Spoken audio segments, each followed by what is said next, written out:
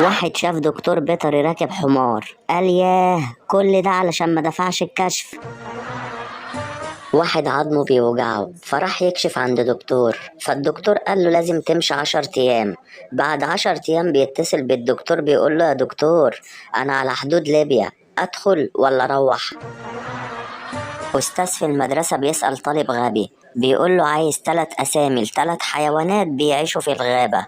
قال له الأسد وأمه وأبوه. واحد بيسأل حماته بيقول لها انت بتحبيني قد ايه؟ قالت له زي ما انت ما بتحبني بالظبط. قال لها ياه ده انت قلبك اسود قوي. واحد غبي راح يعمل عمرة، فلما رجع من العمرة الناس بتقول له عملت ايه في العمرة؟ قال لهم والله دي احسن بلد في الدنيا، فيها كل حاجة متاحة في اي وقت، وانصح اي حد عايز يعمل عمرة ما يروحش غير السعودية. حمار عادي بيتسابق مع حمار وحشي على شوية برسيم، فالحمار العادي جري شوية وراح واقف، فالناس بتسأله بتقوله مالك وقفت ليه؟ قال لهم والله ما هجري، قال لما تجيبولي ترنج زي اللي هو لابسه. واحد غبي ماشي في الشارع لقى قرد، خده وروح بيه، فابوه بيقول له ايه اللي انت جايبه ده؟ هو انا عارف اكلك علشان اكل القرد ده كمان؟ خده روح وديه في اي مكان ولا اقول لك وديه جنينة الحيوانات. المهم صاحبنا الغبي ده خد القرد ونزل واتاخر شويه، وبعد شويه رجع البيت لقى ابوه واقف بيقول له ايه ده انت جبت القرد تاني؟ قال له مش انت قلت لي خرجه شويه ولا اي حاجه؟ وديته جنينة الحيوانات، اوديه سينما يعني؟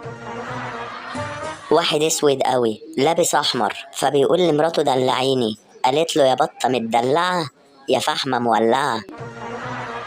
واحدة تخينة قوي مسكت حرامي عندها في البيت، فنادت لبنتها قالت لها يا شيماء روحي صح ابوكي بسرعة من النوم.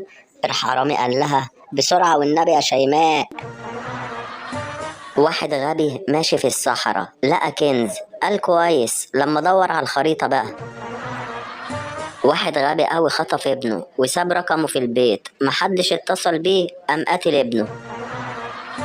واحد حماته بتبات عنده قرفة في عيشته، ففي يوم بالليل سمع جيرانه بيصوتوا والصريخ جامد، فبيبص من الشباك وبيسأل جاره هو في ايه؟